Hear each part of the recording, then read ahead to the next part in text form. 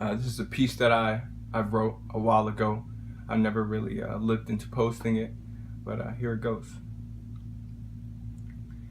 I've been alive long enough to see that the world is not what it has been called to be, that every day more and more Christians begin to flee, and I know for a fact that isn't supposed to be, because God's love has always been close enough to reach. It has always been a peace to be preached. It is a love to be teached. So please do hear the words coming from my Father and me, and listen up to this speech, because you have been specifically called to outreach.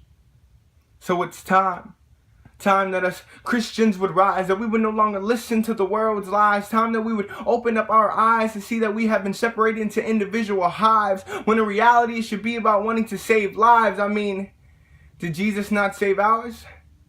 Let alone the man was whipped and tormented for hours. But here we are being as quiet as cowards, neglecting the fact that he spilled his blood so that we wouldn't have to live a life feeling bitter and sour. And it just makes me so mad to think that as a generation that we would be stuck up on hesitation, when God specifically said and ordained no hesitation, but that we should be earning to build a revelation, stepping out our comfort zones to a new elevation. So us as a whole church, unity, family, we can bring salvation. And there's not a single thing to be hesitant about, because we are God's creation. But we say, I know. And then we go home and completely forget about what's spoken to us. Neglect the fact that life was spoken into us, huh? And that's the thing, right? We're all good with hearing, right? But never like listening. And that's exactly what's missing, is the fact that we hate fixing. Hence our problems are still itching, since we aren't allowing God to commence his healing. We aren't even trying to comprehend the man's feelings.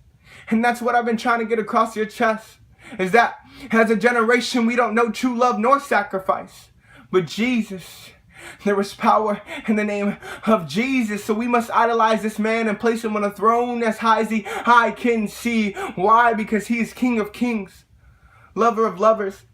For his love is inevitable and can never be sustainable. Best believe that it cannot be replaceable, which makes his love so sensational, at the fact that he throws us in beyond anything that is chaseable, yet moves in ways that seem unobtainable. Yet with him everything is feasible, yes, plausible. So with him we walk invincible to all that is only physical.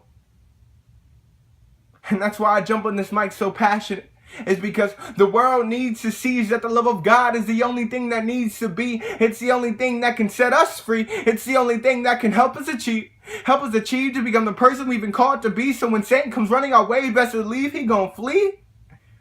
And I said it once, and I say it twice, is that the love of God is the only thing that needs to be. So I lifted my hands, not worrying about how a single dang friend. Why? Because I knew that with the Lord's love that I could walk upon obstacles that Satan throws my way, because I am saved enough to say that I can take that man any day.